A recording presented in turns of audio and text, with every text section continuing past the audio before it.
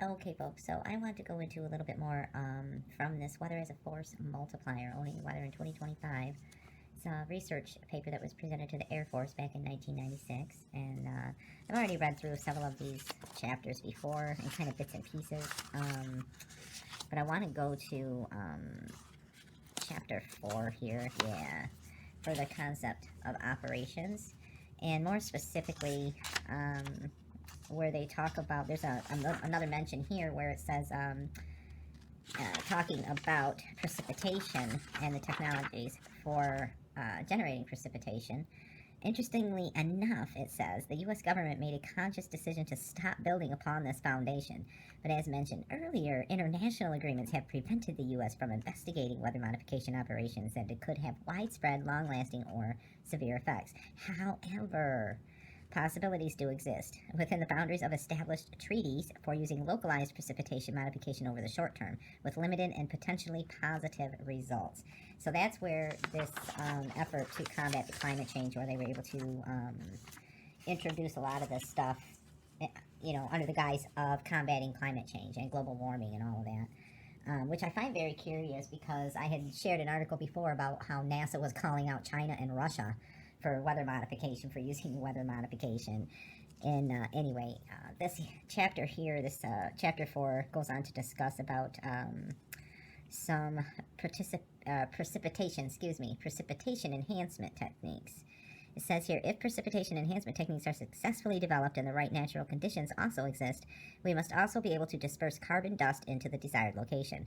Transporting it in a completely controlled, safe, cost-effective, and reliable manner requires innovation. Sure. Numerous dispersal techniques have already been studied, but the most convenient, safe, and cost-effective method discussed is the use of afterburner type jet engines to generate carbon particles while flying through the targeted air. This method is based on injection of liquid hydrocarbon fuel into the afterburner's combustion gases. This direct generation method was found to be more desirable than another plausible method, i.e., the transport of large quantities of previously produced and properly sized carbon dust to the desired altitude. Yeah. And this was all part of the study that was already done, that they discussed. The carbon dust study demonstrated that small-scale precipitation enhancement is possible and has been successfully verified under certain atmospheric conditions. Since the study was conducted, no known military applications of this technology have been realized. However, there's always a however, right? I'll try and zoom in on that just a little bit. So, yeah, that might help. However, we can postulate how this technology might be used in the future by examining some of the delivery platforms conceivably available for effective dispersal of carbon dust or other effective modification agents in the year 2025. You mean like barium, strontium, and alumina and all that, right? Anyway, it goes on to say, one method we propose would further maximize the technology's safety and reliability by virtually eliminating the human element. And by this, in this context, they're talking about the pilot and the person and the body having to be in the vehicle dispersing these chemicals, right? This is by virtually eliminating the human element. To date, much work has been done on UAVs, unmanned aerial vehicles, which is very similar to UAP. This sounds even a little bit like UAP, doesn't it? To date, much work has been done on UAVs, which can closely, if not completely, match the capabilities of piloted aircraft. If this UAV technology were combined with stealth and carbon dust technologies, the result could be a UAV aircraft invisible to radar while en route to the targeted area, which could spontaneously create carbon dust in any location. Okay, isn't like the main thing going on right now is that there's too much carbon, right? And now I'm not saying that everything in this research paper is something that has already occurred or something that's occurring, but when you have such an extensive research paper presented to a branch of the military who relies on these military officers, you got to remember, these are military officers, okay, that put together this research paper, all right? You got a colonel, lieutenant colonel, you got some majors there, So when they presented this stuff, they presented it based on studies and information that they already had on hand. And when it comes to these UAVs and unmanned aerial vehicles, they've been researching that technologies for a very, very long time, folks. So, It says here, let me continue. If this UAV technology, sorry, I know I blurt and I get sidetracked. You're just gonna have to deal with it. I'm repetitive, so yeah. If this UAV technology were combined with stealth and carbon dust technologies, the result could be a UAV aircraft invisible to radar while en route to the targeted area, which could spontaneously create carbon dust in any location, and then blame it on the consumers that live down below so that you can put together policies and regulations that further oppress the civilian population so that they're unable to oppose and fight back, right? Keep them a little bit weak and needy. Just saying, I mean, maybe it is, too many people. Too many people go there, and I'm, whatever. I'll probably edit that one out too, folks. Anyway, however, yeah, that's where I was at. However, because we were talking about carbon dust, right? Don't get me started again. I don't want to have to edit out another rant. Anyway, however, minimizing the number of UAVs required to complete the mission would depend upon the development of a new and more efficient system to produce carbon dust by a follow-on technology to the afterburner type jet engines previously mentioned. In order to effectively use stealth technology, this system must also have the ability to disperse carbon dust while minimizing or eliminating the UAV's infrared heat source.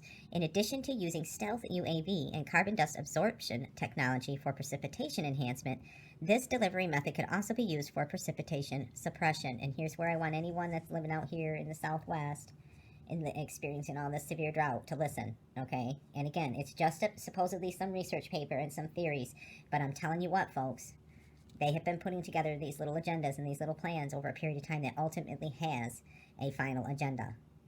And some of the things that are going on right now here in Henderson as I do this video is going to facilitate more drought, more severe drought here in Henderson, more severe drought here in southern Nevada. It's going to facilitate wildfires. It's going to facilitate flash flooding when they do produce more rain from their little cloud seeding operations that they have all the way around us. It's going to create mudslides. It's going to create sinkholes. Just wait for it. And it's not something that I'm like getting this premonition. Oh, I just received this message from my guides out there in the stars and they've told me that this is going to happen here. No, it's because I've done a little bit of research into some of these things that they have made policies and regulations that are requiring people to remove their green spaces and requiring people to do this and requiring people to do that. It's the way that the builders and the contractors are putting up buildings and housing around here. It's the policies that are going to cause these things to occur. And I know that as well because of news stories from the last 3 to 4 decades talking about these very things happening and occurring in the areas and in the regions that have been mostly affected by these weather modification technologies. They have been actively doing it long enough that they themselves have developed a pattern, which they have attributed to this whole thing. They've even given everything names, and everybody follows along with it, and nobody's calling them out. But I am, because enough is enough. You're going to dry us out so hard here in southern Nevada and in Henderson, we're just going to dry up just like we're going to be another Death Valley. Seriously. Anyway, that's probably going to be edited out again, too. Anyway, in addition to using stealth UAV and carbon dust absorption technology for precipitation enhancement, this delivery method can also be used for precipitation suppression.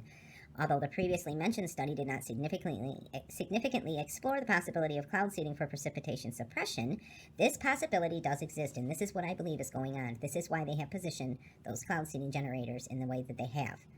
Okay? Listen up. If clouds were seeded using chemical nuclei similar to those used today, or perhaps a more effective agent discovered through continued research, such as silver iodide, before their downwind arrival to a desired location, the result could be a suppression of precipitation. In other words, precipitation could be forced to fall before its arrival in the desired territory, thereby making the desired territory dry, in quotation marks. The strategic and operational benefits of doing this have previously been discussed, and that is what they are doing, that is what they have been doing to Lake Mead.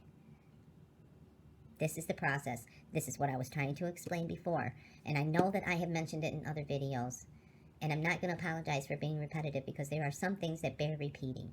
This is something that is happening now. And this is something that can still be stopped. If more people knew what was going on around here, they wouldn't be investing in the solar. They wouldn't be supporting all of these policies and regulations that allows the local authorities to go levying taxes and levying fees and fines on people's personal properties for water waste while they're down there supporting and celebrating a fucking hockey team that requires a hockey rink. And I believe they actually have 2 hockey rinks, okay? Because, you know, they're the champions now too, right? What a joke. That was an absolute joke. I'm sorry, but all of that shit's rigged. They need the Vegas Golden Knights to be hooked. They need the fans to be hooked on the Vegas Golden Knights and the idea of them winning. That's all they needed was that one win. They're going to have y'all believing that they're going to keep winning. And they're going to have y'all spending lots and lots of money. So, and the baseball, don't even get me started on the baseball thing. I mean, for real. Anyway, it's just kind of interesting to see how some of these things are coming about and being introduced in the name of, you know, combating this carbon thing. But they, you know, there's these documents like this and these research papers where they present information that would suggest that they are the biggest contributors and that this whole geoengineering thing is the reason why, if indeed we are warming, and if indeed there are all of these things going on, it's because they have influenced it, okay? And now this is another part of this research paper where they were talking about the ionosphere and ionospheric modification. And I know I've done several videos on that, and I know I'm repetitive, and I just want to put out there that this stuff, like I said, has been going on for a while. And even back here in this research paper, they're talking about the creation of an artificial uniform ionosphere was first proposed by Soviet researcher A.B. Gurevich in the mid-1970s.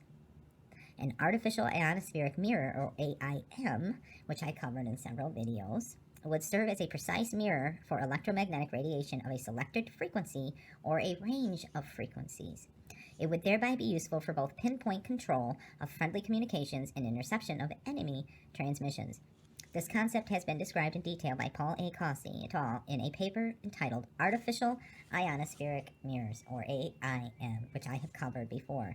The authors describe how one could precisely control the location and height of the region of artificially produced ionization using crossed microwave beams, which produce atmospheric breakdown ionization of neutral species.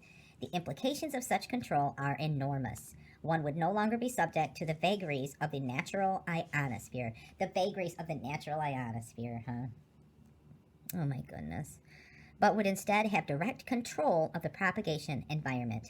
Ideally, the AIM could be rapidly created and then would be maintained only for a brief operational period. A schematic depicting the cross-beam approach for generation of the AIM is shown in figure 4.1, and I've shown these figures before where they were showing like this mirror type of thing.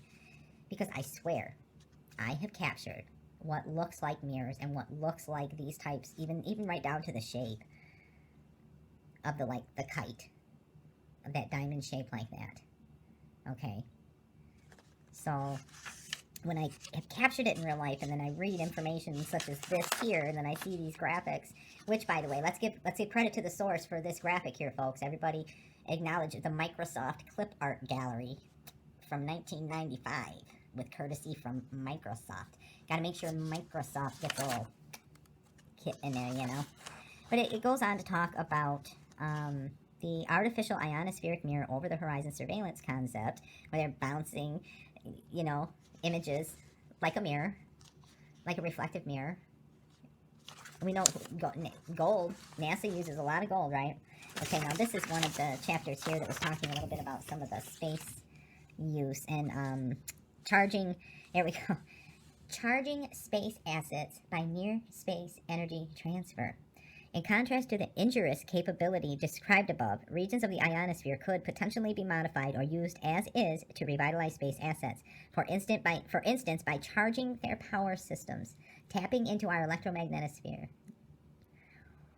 The natural charge of the ionosphere may serve to provide most or all of the energy input to the satellite. There have been a number of papers in the last decade on electrical charging of space vehicles. And I think they've already been doing it. I think they've already been transferring that energy around and bouncing it to power up some of these so-called space vehicles, which are most likely just payloads drifting on balloons. And then they have to keep the payload charged up, right? Yeah. However, There's always a however, like I said. According to one author, in spite of the significant effort made in the field both theoretically and experimentally, the vehicle charging problem is far from being completely understood. While the technical challenge is considerable, oh, that's interesting. Their little note there is a number 33. Oh, I wonder what that little note is. I gotta look that up really quick, folks. I gotta see what number 33 is here on the list.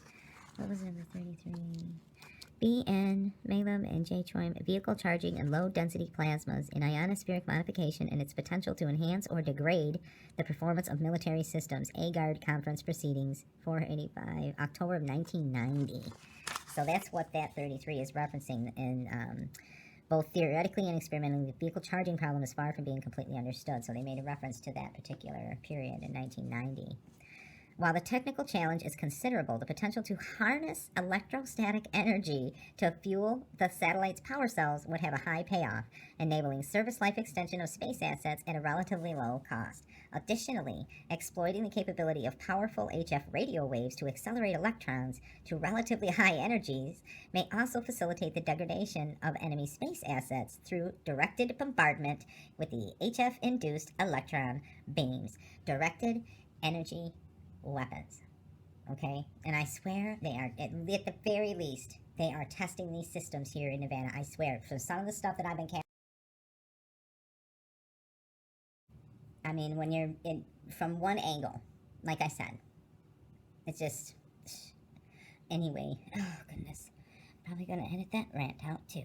Anyway, additionally, exploiting the capability of powerful HF radio waves to accelerate electrons to relatively high energies may also facilitate the degradation of enemy space assets through directed bombardment with the HF-induced electron beams. Directed energy, folks.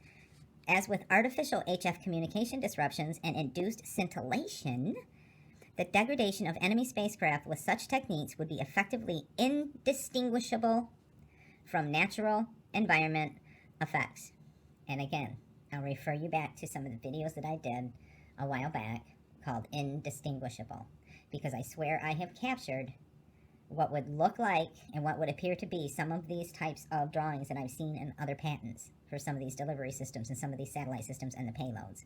So anyway, yeah, that bears repeating. Let me repeat that. As with artificial HF communication disruptions and induced scintillation, the degradation of enemy spacecraft with such techniques, like these directed energies, would be effectively indistinguishable from natural environment effects. The investigation and optimization of HF acceleration mechanisms for both friendly and hostile purposes is an important area for future research efforts. And then this is another part that I want to get into as well before I end this video here.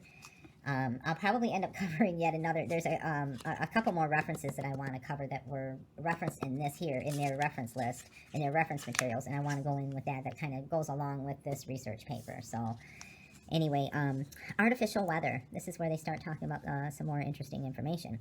While most weather modification efforts rely on the existence of certain pre-existing conditions, it may be possible to produce some weather effects artificially regardless of pre-existing conditions. So you don't necessarily need that storm front to come through. Okay? Like Mr. Gokechia, whatever his name is, had said. You know, if we see a front, we need to seed it. No, you don't necessarily need it. For instance, virtual weather could be created by influencing the weather information received by an end user. Their perception of parameter values or images from global or local meteorological information systems would differ from reality. The difference in perception would lead the end user to make degraded operational decisions. So, in other words, you hide the radar to effectively not allow the end user to make an informed decision on their next move, on their next operational decision. So it just seems like that's kind of what's going on with some of these weather radar systems and some of the stuff that supposedly NOAA is in charge of, where the systems, where the radar systems go down or they have little glitches, right? Are we being fed the truth when it comes to some of those things, or are we just seeing little blips on the radars? I mean, we can visibly see the weather and how it's impacting our immediate area, and then we can look at the radar and do a comparison. And there most definitely is a lot of reality going on for the people in the South, from what I'm seeing anyway, with a lot of these storm systems rolling through. But anyway, they talk about nanotechnology. I'm sorry, folks. I keep getting sidetracked with stupid stuff. Sorry. Nanotechnology also offers possibilities for creating simulated weather.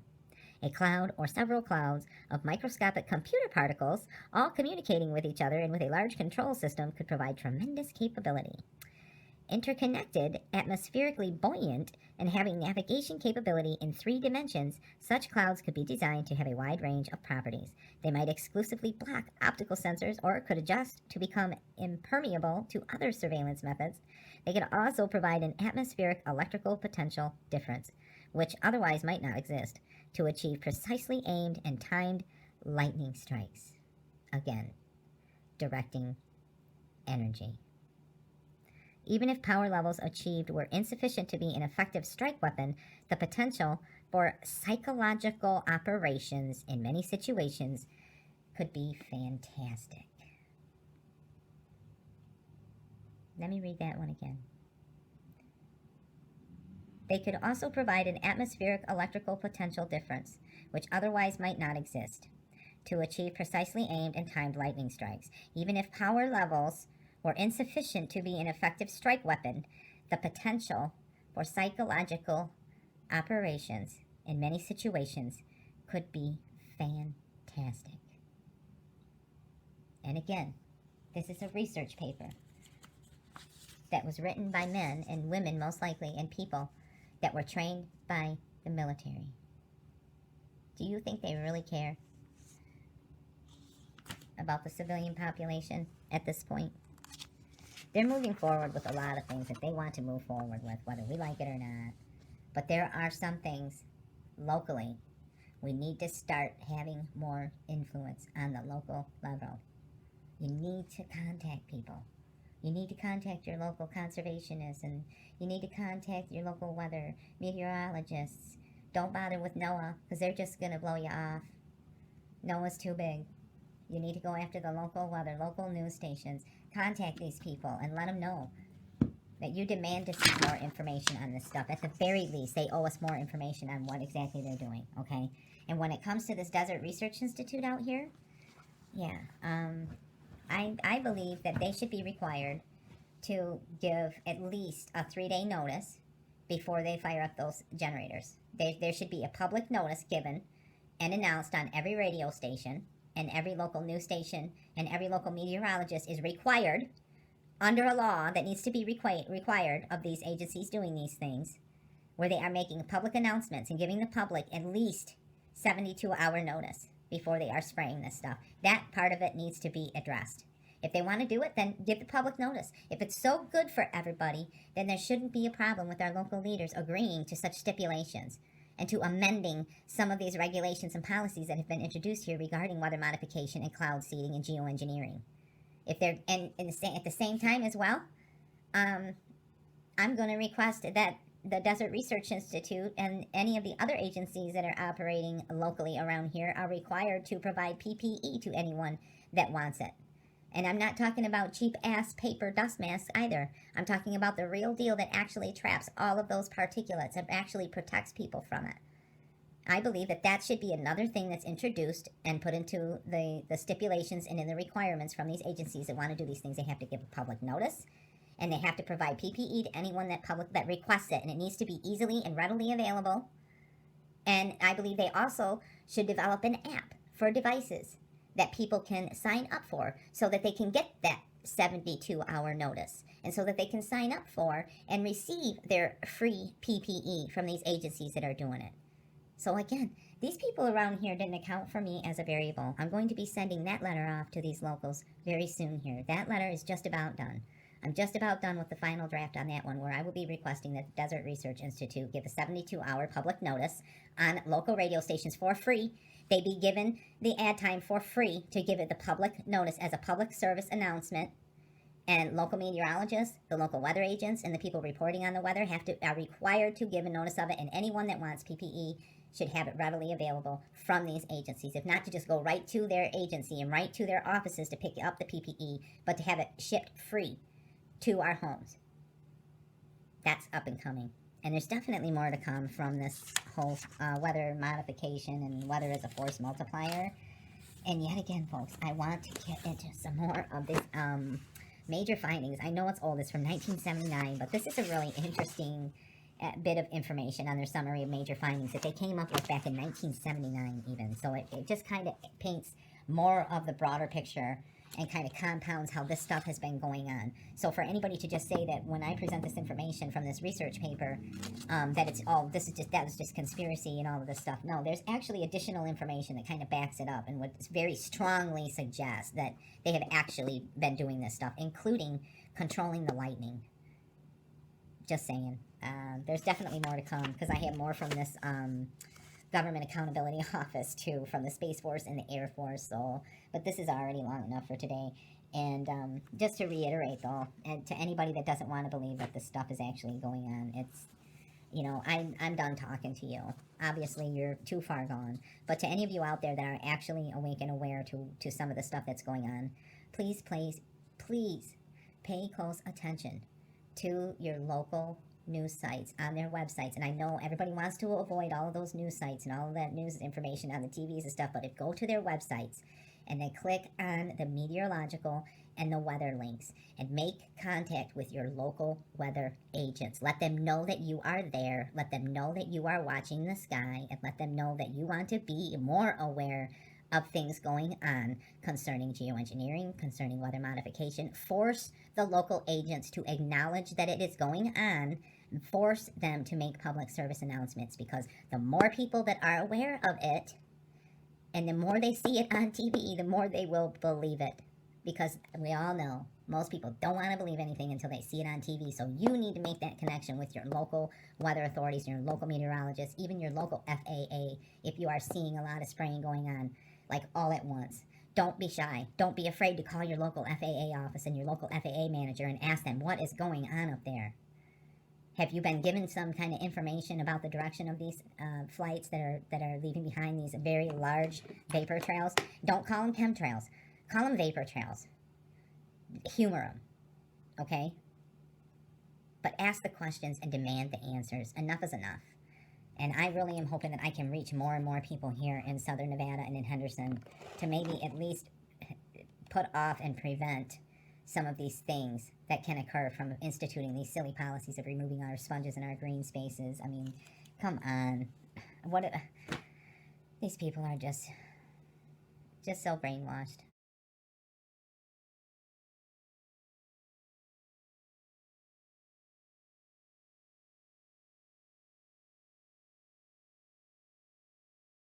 We've got the generators in places, both north and south. We've got generators on Charleston, the Rubies here, and they're ready. We had the program stood up and has been there for 10 years. They're ready. We had the program stood up and has been there for 10 years. Has been there for 10 years. If we get it front through, we need to seat it. Any technical questions, because I just know what they look like. The generators, that is. Thank you. If we get it front through, we need to seat it. If we get it front through, we need to seat it. If we get it front through, we need to seat it.